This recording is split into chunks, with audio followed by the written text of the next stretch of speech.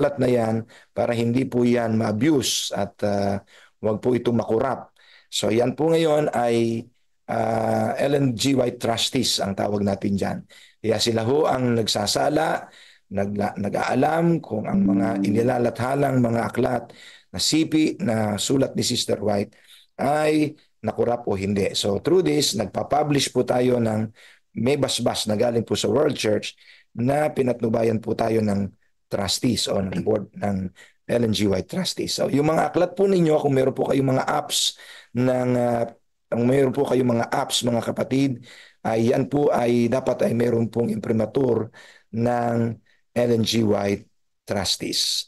So wala na po tayo ng panahon mga kapatid. Hindi na po tayo nakapag-reflect, but I would like to give at least one. Ano po masasabi nyo doon? Ano po ang na-appreciate nyo po ba mga kapatid how the Lord works through that life and work of Ellen White? Meron po ba kayong gusto sabihin mga kapatid?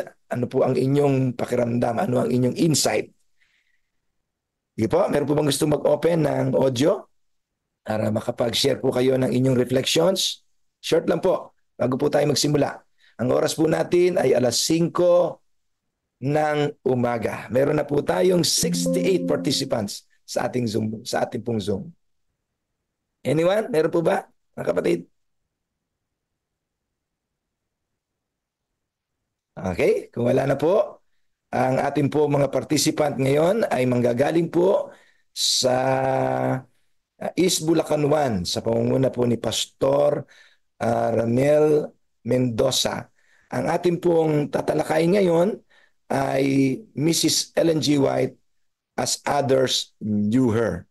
Okay? So bukas po ay Messages that Change Lives. Pangungunahan po tayo ng Malhakan, May Kawayan. So salamat Pastor Ernie for organizing these participants. Sa ating pong area chairman, maraming pong salamat sa inyo. At ngayon po ay tayo ay magsisimula na sa ating pong 40 days of prayer. God bless you mga kapatid and stay by. Ang oras po natin ay 5:01 o alas 5:01 ng umaga. Atin na pong ihanda ang ating mga sarili sa pagsisimula ng ating pong 40 days of prayer.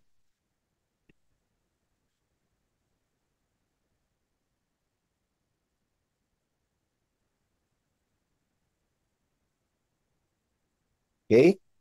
Brother Cyrus, ang oras po natin ay alas 5:02 ng umaga. Patuloy po tayong dumadami. Ang ating pong bilang ay 82 sa aking pong monitor.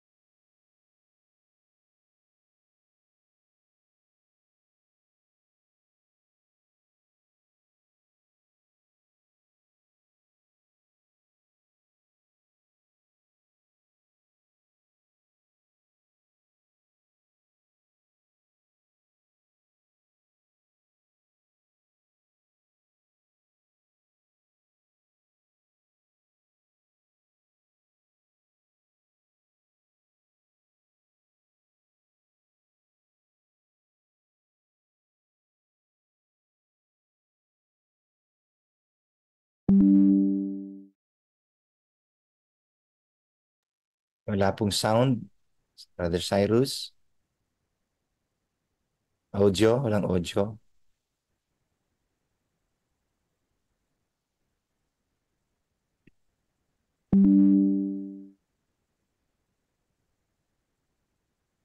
Dito wala, pero sa live po meron eh.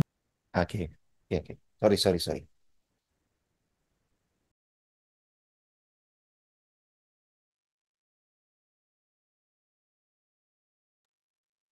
Wala din sa akin, Pastor. Okay po. We'll wait po, we'll wait po. Sa pag-pray po natin, let's pray for the, kasi may adjustment po tayo sa mga backstage.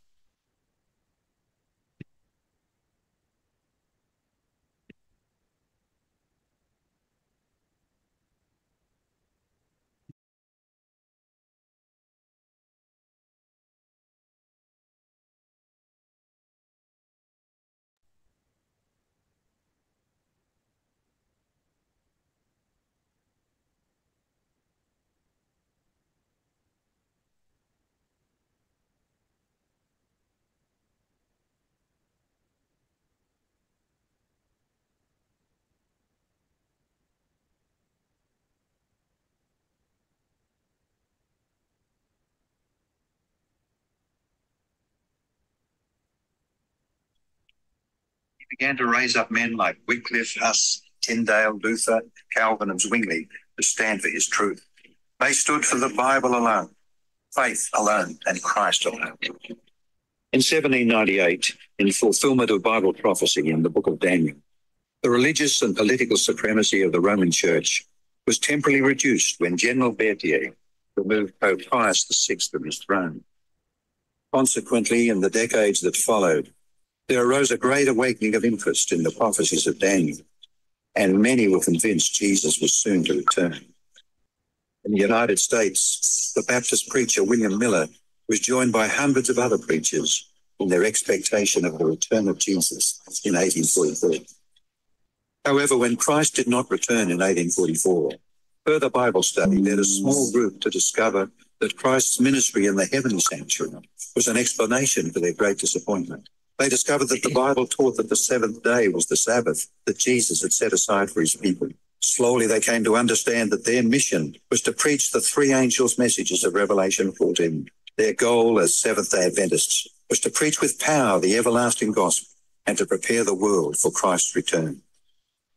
More than 160 years have now passed, years that have brought two world wars, numerous military campaigns, financial depressions, the rise of atheism and secularism, as well as a booming world population, with natural disasters increasing in frequency and intensity. Today, the Church's mission and message is more relevant and urgent than ever in its history. Jesus is coming soon, and the world must be warned. Prepare to meet your God.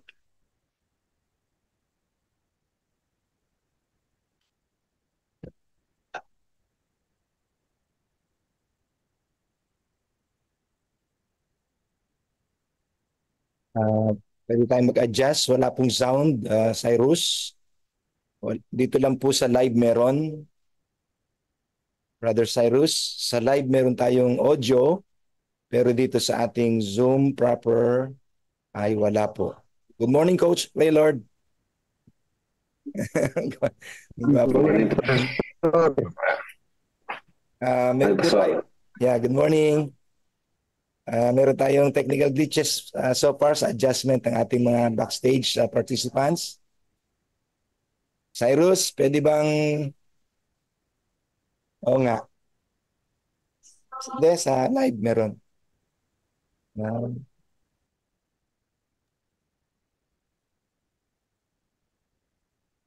Wala pong sounds.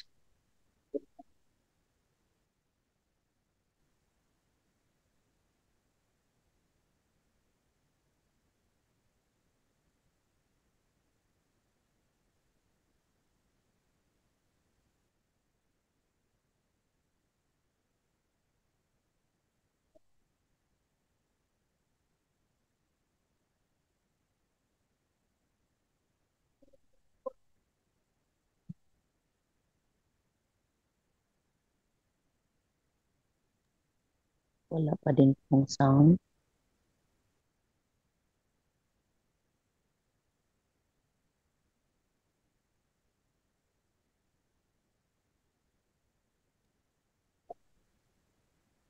Ayun ka na, wala.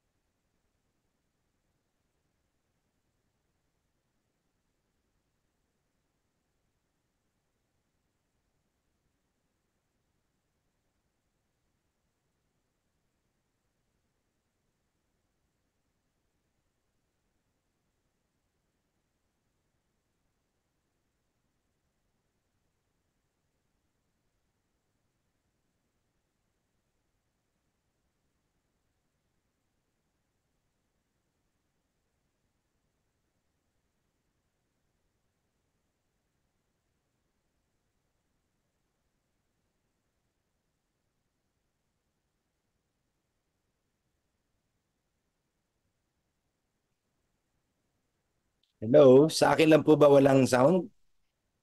Sorry. Wala rin po. Sa akin, Sa amin din po. Sa link, sound. wala po. Walang sound. Wala rin dito sa amin. Wala Wala din rin. po sa amin. Sa Zoom, wala po. Sa Zoom, wala. Sa live. Wala, Pastor. Naririnig niyo po sa live? Meron sa live eh. Wala po. Wala. Dito. Kasi nasa Zoom tayo. May sound po sa live, Pastor. Sa amin po, wala din sa sound sa live. Yes. Narinig kaya tayo ni Cyrus?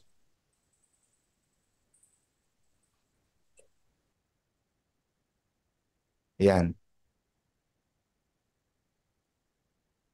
Okay, let's pray lang po. Pag-pray lang po natin yung adjustments natin, ha? Salamat po.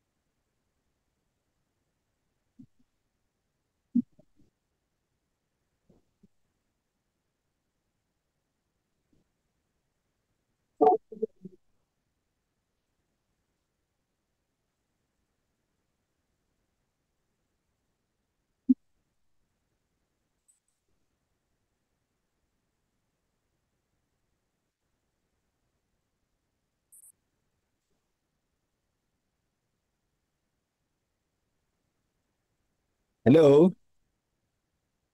Doms? Di ba natin gawa ng paraan?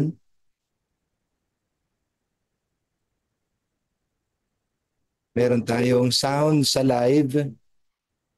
Dito sa Zoom room, wala tayong sound. Thank you.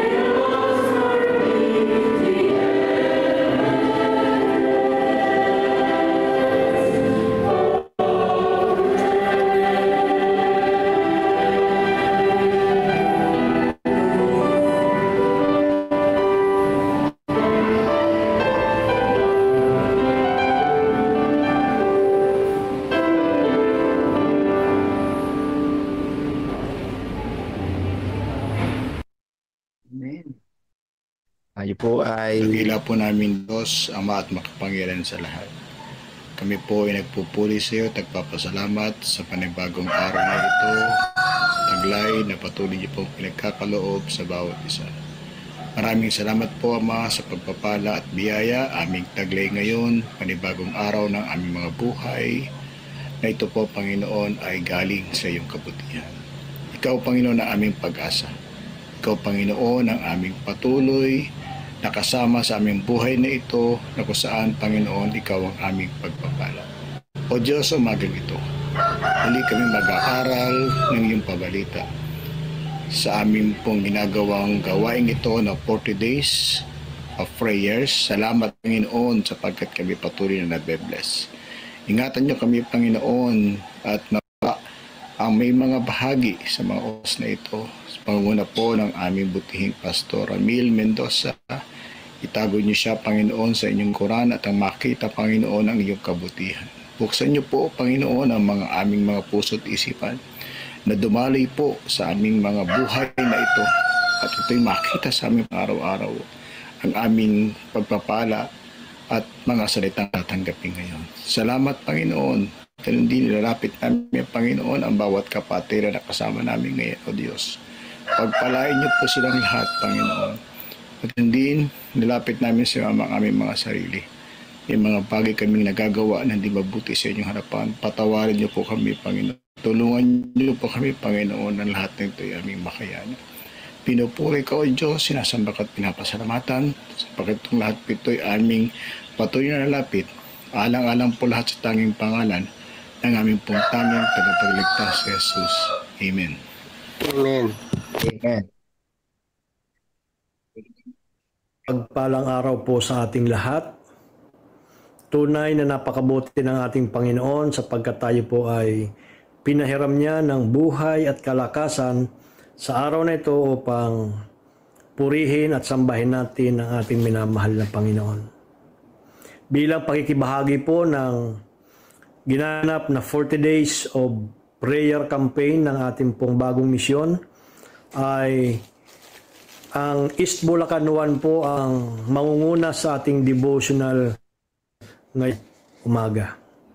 Mas mabuti po na bago tayo magpatuloy sa ating pong gawain sa araw na ito, ay makapakinig tayo at mabusog ng pagkaing espiritual upang ito'y maging inspirasyon natin sa maghapong gawain at makasama ang ating Panginoon sa araw na ito. Ang mga may bahagi po ay ang mga sumusunod. Ang presider po ang inyong lingkod, Elder Abner Pillejera, Head Elder po ng Minoyan Seventh-day Adventist Church. Pagkatapos po nito ay pangungunahan po ang opening prayer ni Elder Roberto Torres, Head Elder ng North Sagaray Seventh-day Adventist Church. Pagkatapos po ng panalangin ay pagkakaluban tayo ng tanging awitin, handog sa ating Panginoon, ganon din sa ating pong lahat, ni Elder Jerison Andoy, Head Elder po ng Angat Seventh-day Adventist Church. Pagkatapos po niya ay pagkakaluban tayo ng mensahe mula po sa ating Panginoon, pagkaing spiritual na ipagkakaloob ng ating pong minamahal at butihing pastor, Pastor Ramil Mendoza. Pagkatapos po ng kanyang mensahe, ay tatapusin po ito sa isang panalangin. Nagaganapan po ni Elder Israel Solis, Head Elder po ng Buwasaw Seventh-day Adventist Church. Marami pong salamat mga kapatid. Pagpain po tayo ng ating Panginoon.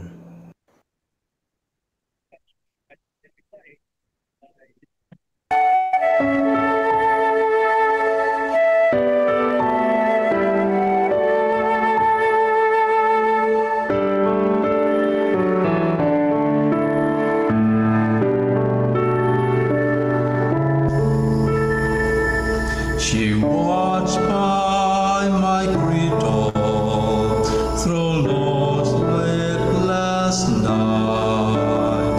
She taught me to pray as she knelt by my side. She guarded my childhood and all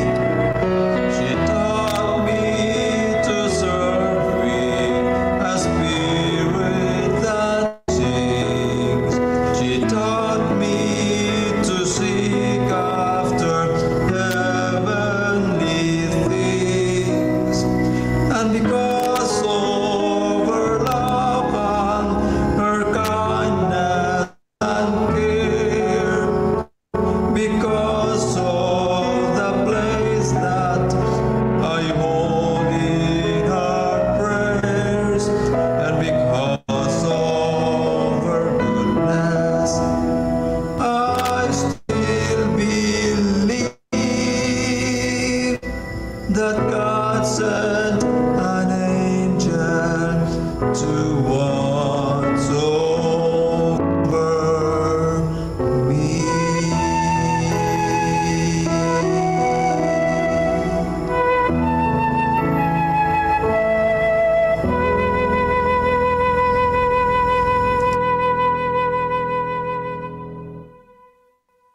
Amen. Amen. Susulat na naman. Amen. Amen.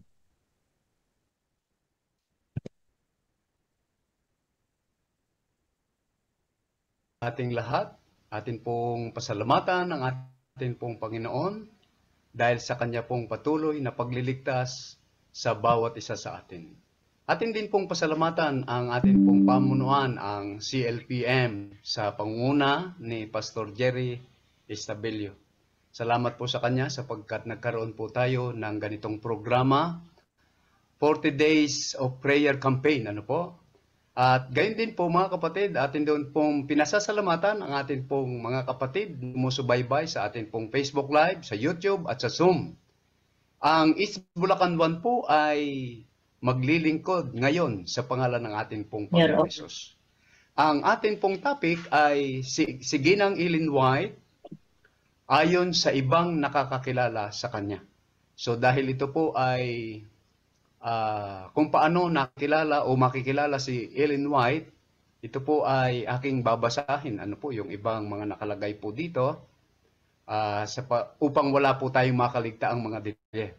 Para po lubos nating makilala si Mrs. White. Si Mrs. White ba ay isang problemado din? Siya ba ay mayaman? Siya ba ay mahirap? Siya ba ay ngumingiti? So ito po mga katanungan bilang mensahero ng atin pong Panginoon. Sabi po dito, para lubusan po nilang makilala si Ginang White, kanila pong pinuntahan ang kanila pong bahay.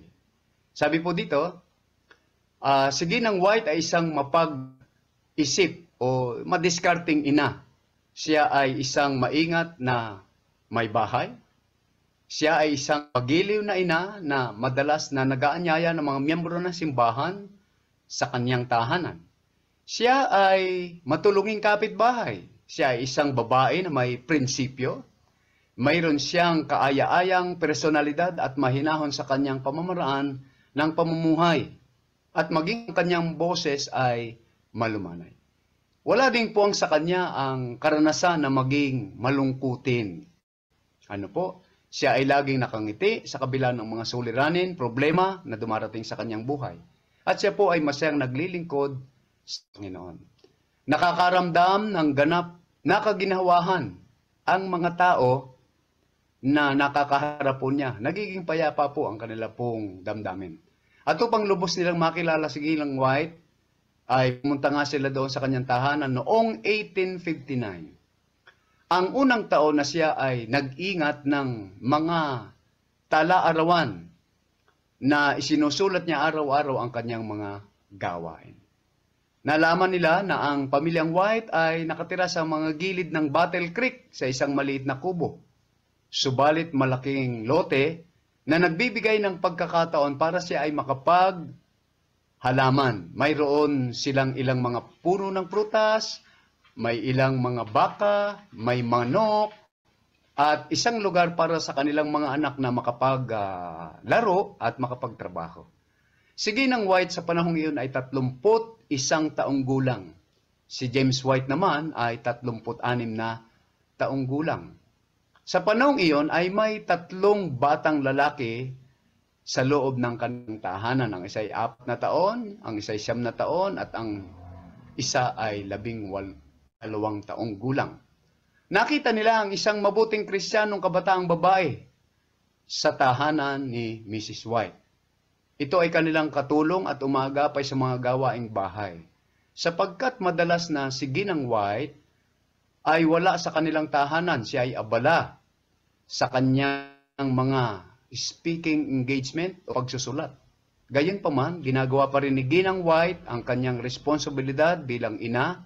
Siya ang nagluluto, siya naglilinis, siya naguhugas, siya rin ay nananahi sapagkat determinado po siyang gawing kaaya-aya ang kanyang tahanan para sa kanyang pamilya. Upang ang mga bata na kasama po niya ay palaging ituring na ang tahanan ang pinaka kaakit-akit, kahali-halina na lugar. Ano po? Parang tinatawag po itong langit-langitan sa ibabaw ng lupa. Si Ellen White ay isang maingat na bumibili ng mga pagkain. Ano po?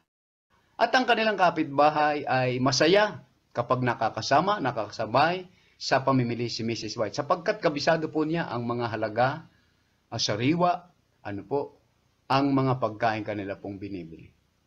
Ang Sabat ang pinakakaaya-ayang araw para sa mga bata. Siyempre, ang pamilyang White ay dumadalo sa pagsamba. At kung ang elder at ginang White ay walang mga responsibilidad o speaking engagement, ang pamilya ay magkakasama na sumasamba at naglilingkod sa Panginoon. Nasama-sama.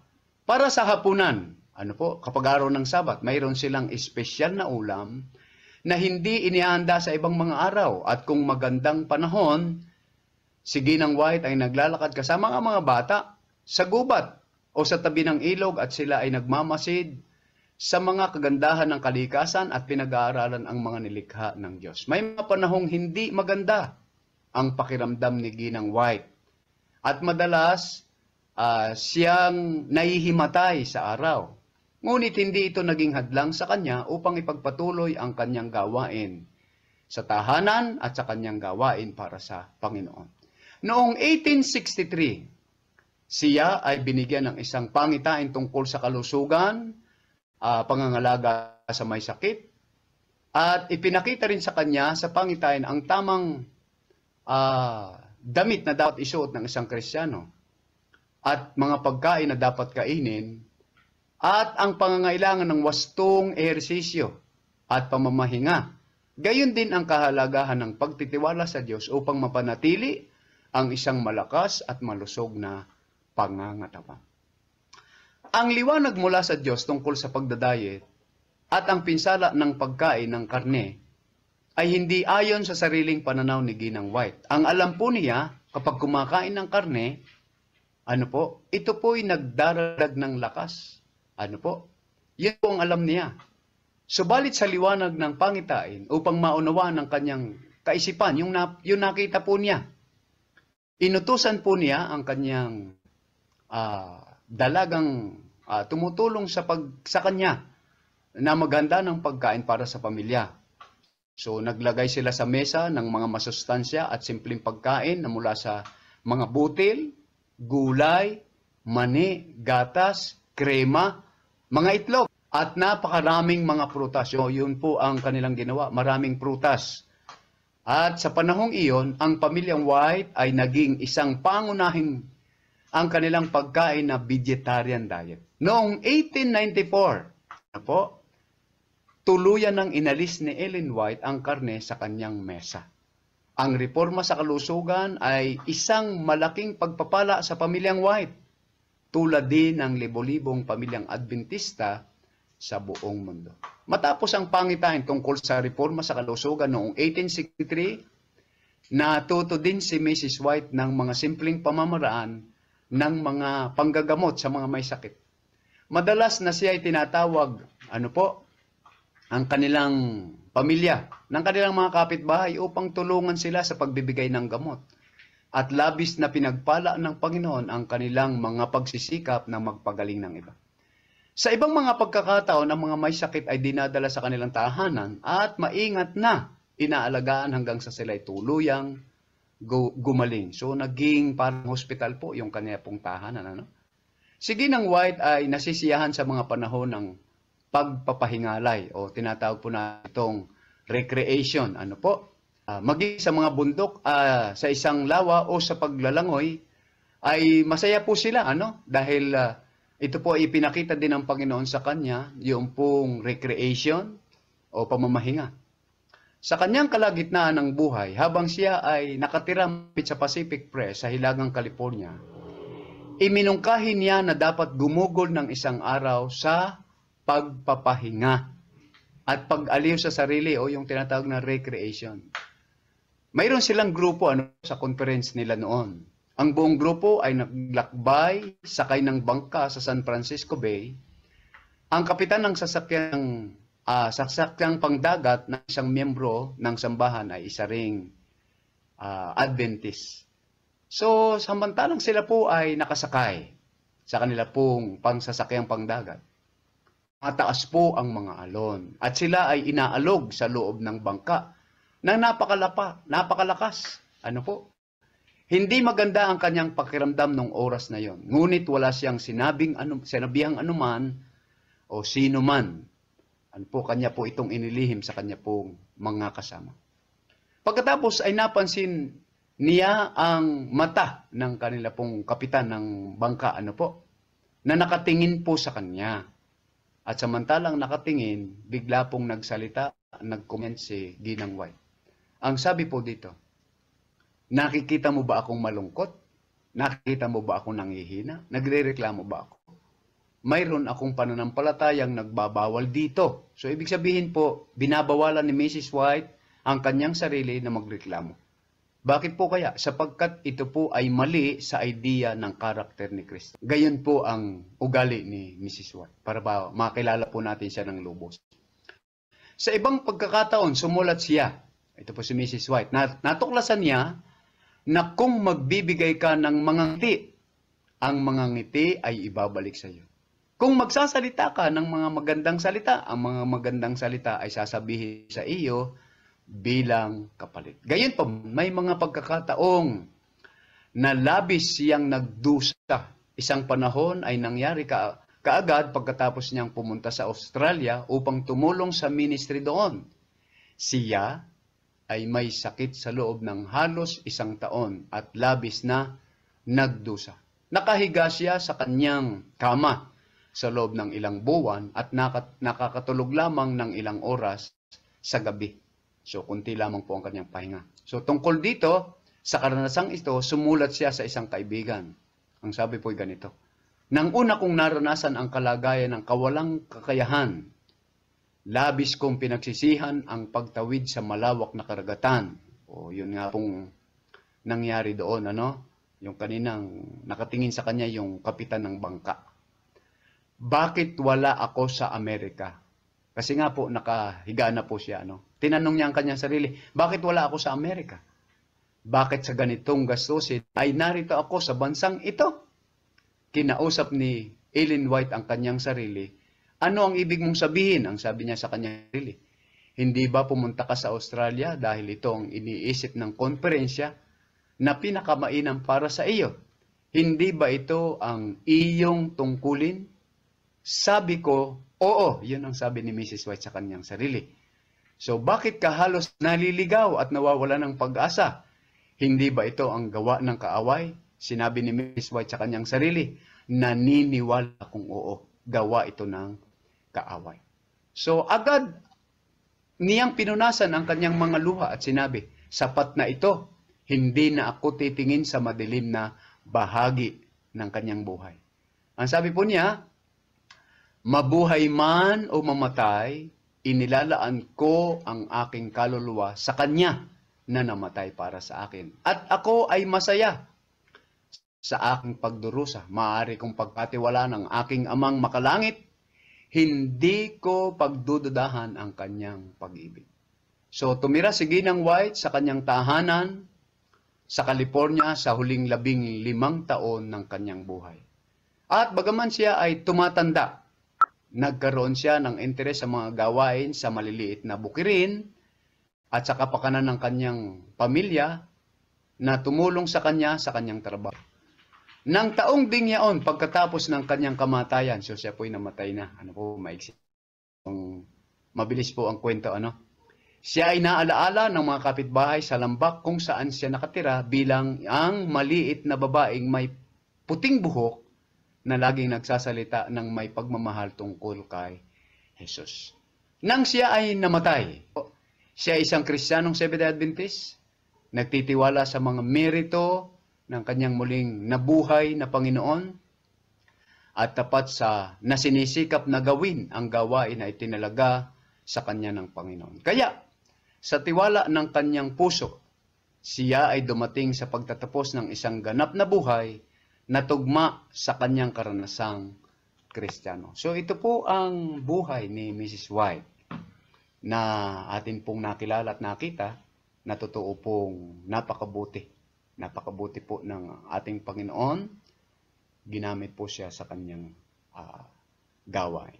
At ngayon po siya po ay ating inspirasyon sa ating pong buhay. Muli po, magandang umaga sa ating lahat. Amen. Amen. Amen. Oh, wow. Amen. Na po ng reflections natin ngayon, nakakatuwa at Amen. Amen. kung mensahera ng Panginoon ay talagang simpleng buhay. Yung mga kapatid, siya ho ay katulad natin, hindi ho siya kakaiba. So, simpleng-simple lang. So, salamat sa very amazing po ang reflections po natin ngayon. Tayo po ay may bilang na 155 sa ating pong Zoom, mga kapatid, at meron po tayong bilang na 81 sa ating pong live, mga kapatid. Ngayon, 78 na. Kanina, 81. Ayan, 80 na. So mga kapatid, tayo po ay pupunta na sa breakout rooms for prayers. Isama po natin dito ang ilan sa mga nagre-request natin.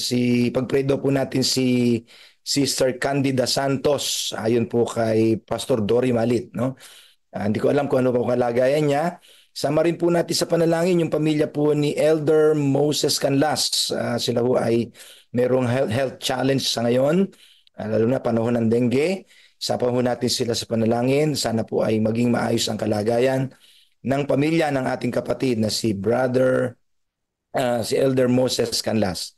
Marami pong salamat at sa ating pong host ng breakout rooms ay pwede niyo po tayong dalhin doon, mga kapatid. And then we'll wait until we end, hanggang sa matapos po natin ang ating pong meeting na ito. Sa dulo po ay tayo po magpipicture taking. Yan po ang mandato ni Pastor Nelson Antonio. Siya po ang in charge dyan. So salamat po ng marami, mga kapatid, at let us go now to the breakout sessions. Salamat po.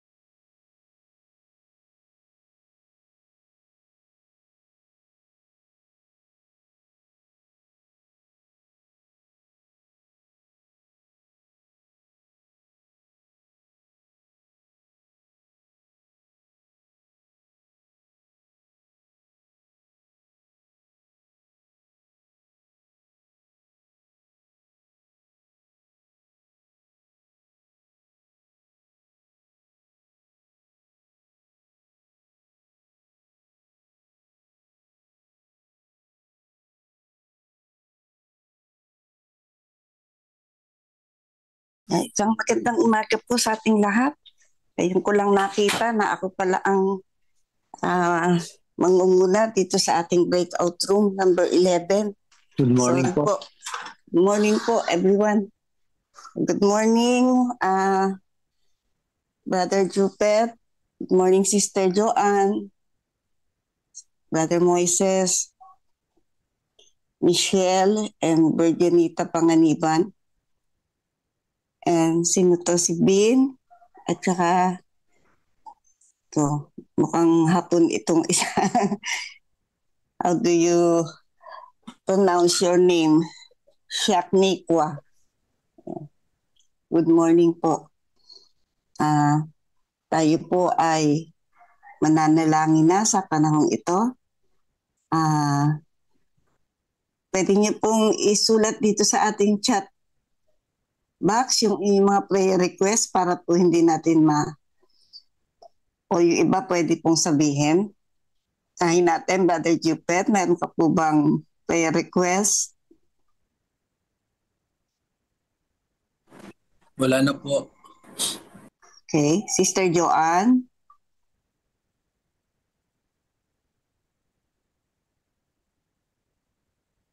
Sister Joanne? Yes, hello po. Good morning. Good morning. Yes May po. prayer request ka?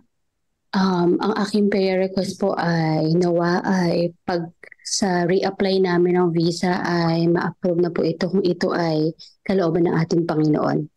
Thank you. Okay. Brother Moises, yung napakinggan ko, hindi ko masyadong narinig yung mahina kasi yung audio natin. Yung iyong prayer request. Ma'am, yung buong sambahayan ko nagkaroon ng dengue. Okay po. Sa birth ko ay mayroon pong malalaking rashes. Pakisama po yung buo kong sambahayan. Maraming salamat, ma'am. Okay po, salamat din po. Sino pa? Michelle, Sister Michelle?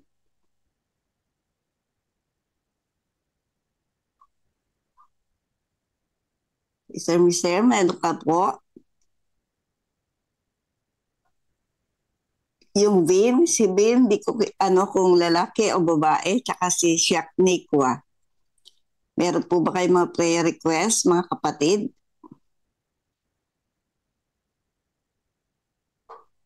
Okay. Kung wala na, tayo po ay manalangin. Pangunahan ko na lamang po. At kung may mga personal kayong prayer request na hindi po ninyo mabanggit, inyo na rin pong idugtong ito sa ating panalangin. Ama naming Diyos, makapangyarihan ka po sa lahat, banal ka po at dakila. Muli po kami ay nagpapasalamat sa isang malaking karapatan at pagkakataon na kami ay tinipon mo sa room na ito upang magsama-sama na idulog ang aming mga kahilingan sa inyo. Amin pong patuloy na isinusurrender ang lahat po ng aming mga pangangailangan, ang lahat po ng aming mga kahilingan. Nawa Panginoon, inyo po itong bigyang katugunan ayon sa inyong kalooban. Amin pong inilalapit ang request ni Sister Joanne sa inyong kalooban, Panginoon. Kahilingan nila na mag-grant sa kanila ang visa na kanila pong inaantay. Inyo po itong maging kalooban, Ama, ipagkaloob sa kanila upang maging masaya ang kanyang buong pamilya. Ganun pa man, anuman po ang inyong kalooban, mangyari po ito. Akin din pong inilalapit ang buong sambahayan ni Brother Moises Canlas. Ngayon po sila ay may mga karamdaman, gawa po ng isang sakit na dengue. Panginoon, ipuin mo po sila ng inyong mapagpagaling na mga kamay. Lunasan ang kanila pong mga karamdaman. Alipin po sila sa kanila pong mga nagiging karanasang ito. Tunay na ibinibigay mo ito sa iyong mga anak upang lalo kami magtumibay sa paghawak sa inyo. Ang lalo ka namin makilala na ikaw lamang ang aming tatakbuhan sa lahat ng panahon. lahat ng oras ng aming pangangailangan, maging ito'y physical at spiritual na mga pangangailangan. Amin pong inilalapit ang patuloy din pong kagalingan sa lahat po ng may mga karamdaman, physical at spiritual. Ganun din po ang lahat ng mga gawain na amin pong kinasasangkutan. Mangyari po, Ama, na patuloy mo po kami bigyan ng kalakasan na gumawa sa iyong bukirin, sapagkat alam po namin na ang panahon ay lubha ng mapanganib. Alam namin na hindi na po bubuti ang aming panahon, sapagkat nakikita na po namin ang mga pangyayari na umuulit. Tulad po ng aming napakinggan ang karanasan ni Mrs. White. Pwede po ba, Panginoon, na kami ay bigyan ng ganong kalakasan? Yes, Lord. Huwag manghina. Bagkus maging kagalakan sa bawat isa sa amin ng mga pagsubok na dumarating sa amin. Patuloy mo po kami gamitin, Ama. Yes, Lord. Ano po ang aming mga talento na ipinagkaloob mo sa bawat isa sa amin. Ito po ay magamit namin sa ikatatapos ng gawain. Maraming pong salamat. Patuloy po kami magiging dependent sa inyo, Ama. Yes, Lord. At patuloy po kami na mga hawak lamang ng matibay, magtitiwala sa inyo. Yes, Lord. Pagkat alam namin, wala po kami magagawa kung wala po kayo. Kaya po, pinasasalamatan namin ang mga ganitong pagkakataon, Lord, at karapatan na bigay mo sa amin upang makasama ka namin, makausap ka namin, makalapit kami sa inyo. Amen. Maraming pong salamat, Ama, sa katugunan ng mga panalangin namin na ipinagkakaloob mo sa amin. Hindi man po namin ito agarang natatanggap, subalit alam namin ang pinakamabisa at pinakamasaya at pinakamagandang kasagutan ang ipagkakaloob mo. Maraming po salamat. Ang lahat ng ito ay amin po ibinabalik na may mataas na papuri at pasasalamat sa inyo, O Diyos. Sa tanging pangalan po ng aming Panginoon at aming tagapagligtas na si Cristo Jesus. Amen. Amen. Thank you po, Sister Ned. Very much. Thank you. Salamat po. Antayin na lang po natin. Thank you, Mami Nits. Thank you, Joanne. Antayin na po natin bumalik tayo sa breakout room. Ay, sa ating Zoom. Okay po. God bless po sa inyong lahat. Ingat po, Brother Moises. Thank you po. Magaling na po God yan. bless. Claim po natin na gagaling na po kayo. Amen. Joanne, antayin mo. Meron na yan. Yes, amen. Yun po. Thank you.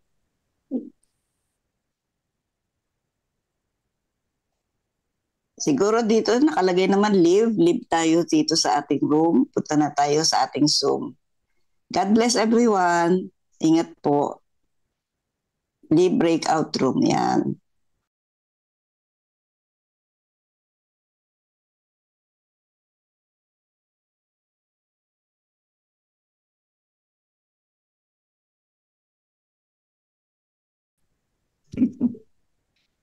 Ayos. Morning, Pastor. Morning. Ano siya nakauwi, Pastor, kagabi? Kami mag-alas 10 na. Same lang, Pastor. Para-para lang tayo.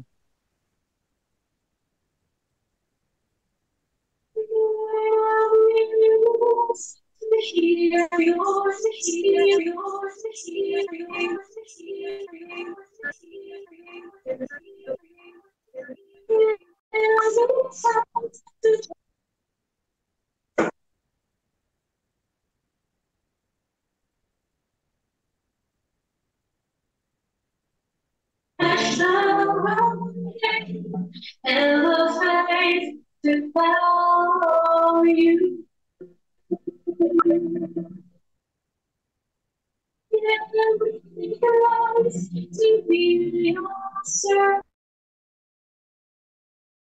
mercy.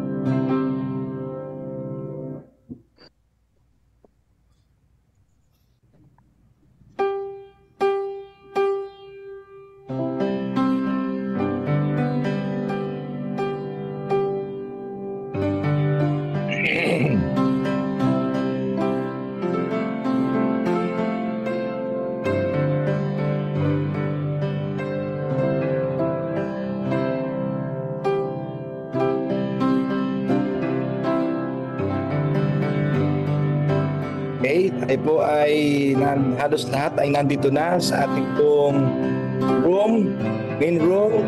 Good morning mga kapatid, at tayo po ay ilang sandali ay aawitin po natin ang ating pong benediction song. Marami pong salamat sa inyong participations. Tayo po ay umabot na bilang na 155 sa ating pong Zoom meeting, at sa ating pong live stream ay 81. Purihin ang Panginoon. Salamat po sa inyong participations at sa pagpapadala ng balitang ito na tayo po ay gumagawa ng 40 days of prayer sa ating pong misyon. Tayo po umawit, awitin natin ang ating pong benediction song.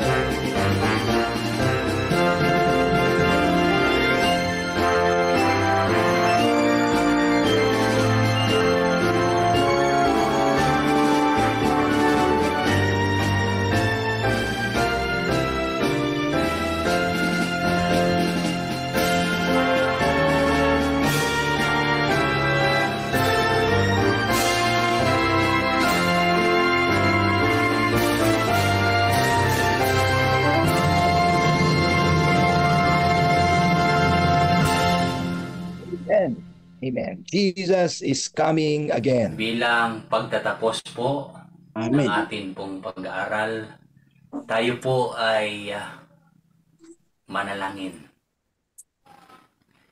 Dakila at mapagpala naming Diyos, kayo na may-ari ng aming buhay. Pinupuri ka namin at sinasamba sa dakila mong pag-ibig at sa paggawa ng mga bagay na kamangha-mangha at sa kadakilaan at sa mga aral na patuloy nagbibigay ng inspirasyon sa amin.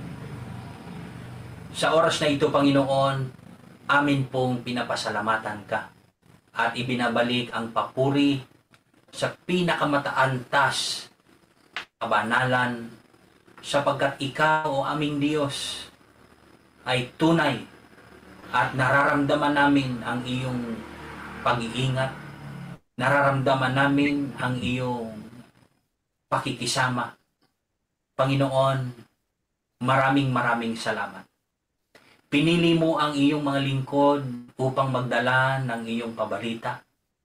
Pinili mo ang iyong mga lingkod na siyang gaganap ng mga tungkulin at upang ang liwanag ng aming Diyos ay makita sa buong sanlibutan.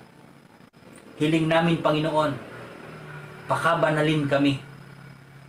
Magkaroon kami ng karapatan upang lalong mapabilis ang pangangaral at upang ang inyong mga anak ay mabuklod ng sama-sama. Kami ay aawit at dadalangin ng mga papuri sa aming Diyos. Sa oras na ito noon, amin pong pinapasalamatan ang aral na aming tinanggap. Magsilbing ilaw nawa ito sa aming buhay upang lumago kami sa pananampalataya. At lalo't higit, maihatid namin ito sa mga taong nasa sanlibutan pa. Hinihiling namin, Panginoon, na ang mga bagay na ito ay magsilbing liwanag hindi lang sa aming sarili, kundi sa mga iglesyang aming pinangasiwaan, sa mga distritong aming ginagalawan. Panginoon, patuloy kaming gamitin sa gawain. Umaasa kami na ang inyong banal na Espiritu ang magpapatiuna sa amin sa lahat ng oras ng aming buhay. At sa ganitong paraan, Panginoon, ang inyong pong pabalita ay matatapos sa pinakamabilis na panahon na aming pinakahihintay upang ang paghahayag ng aming Diyos sa harapan ng langit ay amin na pong masaksihan.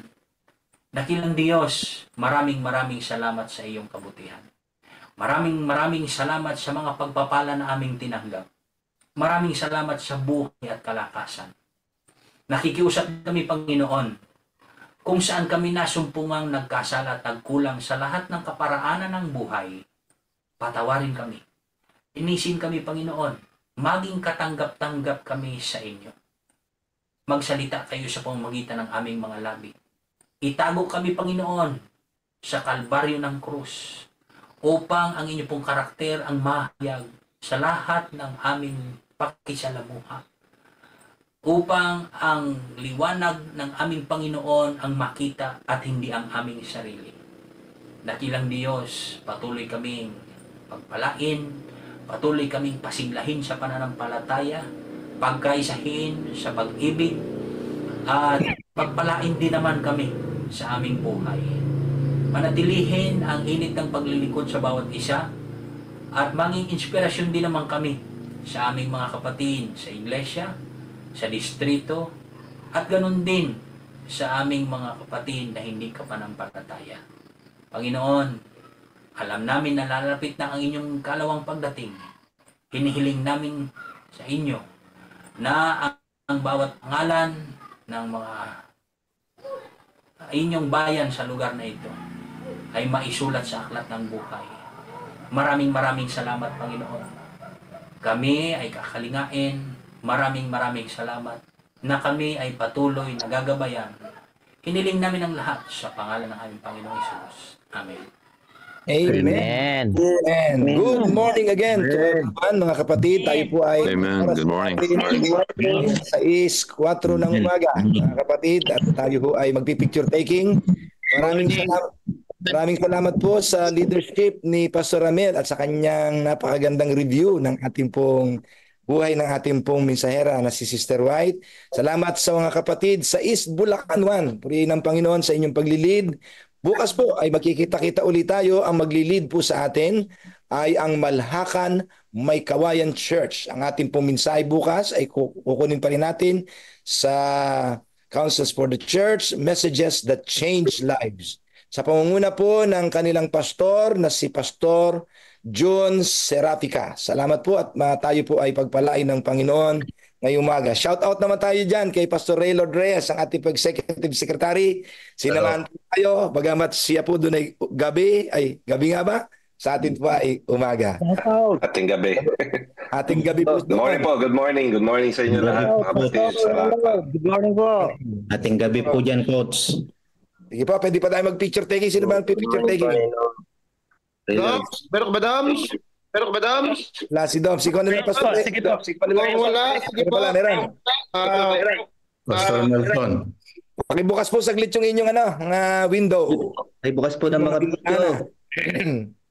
1, 2, 3. Aba ay ang area 1 sa Fred. 1, 2, 3. May Lasab. Ay buong pamilya pala niya yan. Nandyan sila. Brother Fred, salamat at kumpleto pala kayo dyan. Ang dami niyo pala dyan sa bahay.